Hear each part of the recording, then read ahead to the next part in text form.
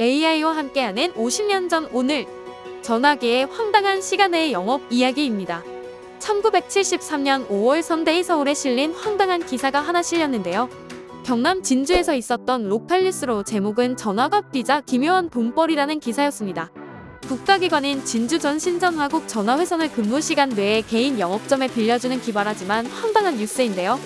기사 내용을 함께 살펴보겠습니다. 요즘 진주 시내에서 전화값이 대당 30만 원으로 폭등하자 기묘한 방법으로 돈 버는 방법이 선보였다고 한다.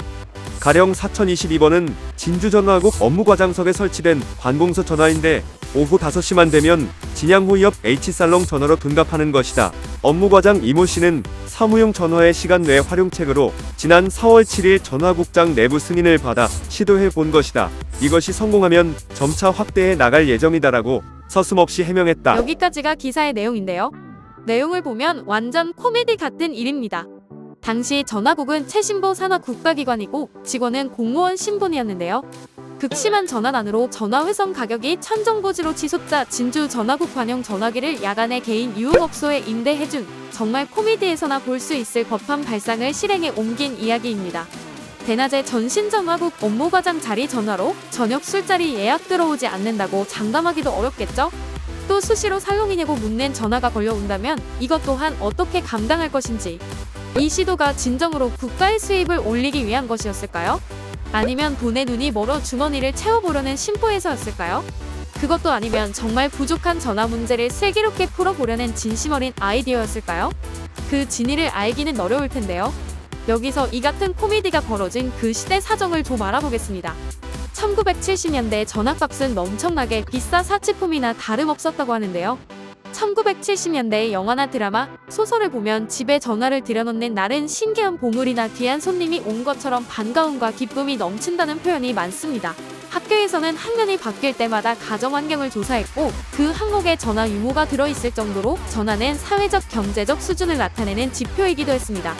기록을 찾아보면 1960년대 전화 1대 값이 거의 서울의 집 한 채 값이었다고 하는데요.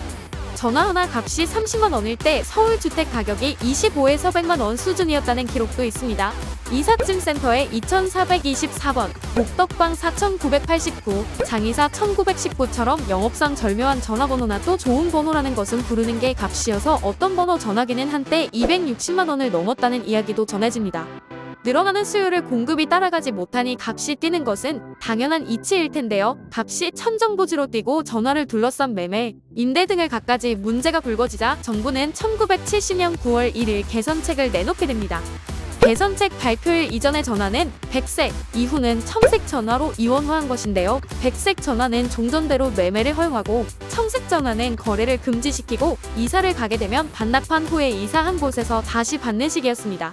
이사 간 곳에 회선의 여유가 없으면 전화는 받을 수 없었고 청색 전화를 신청해도 몇 년 후에나 그것도 운이 좋아야 겨우 배정받을 수 있을 정도로 적체가 심했다고 하는데요. 기술 부족으로 대용량 교원기를 만들지 못한 것이 전화회선 부족의 원인이었다고 합니다. 이후에 모든 마을에 전기를 공급하게 된 정부가 모든 마을에 전화를 들여놓는 정책을 추진하게 됐는데요. 1986년 우리나라 기술에 의한 전자교원기가 개발되면서 극심했던 전화 문제는 일시에 풀렸다고 합니다. 천정부지의 백색 전화 가격은 금방 떨어졌다고 하는데요. 전화를 투기 대상으로 삼았던 백색 전화 소유자들은 하루아침에 집 한 채를 날린 처지가 됐다고 합니다.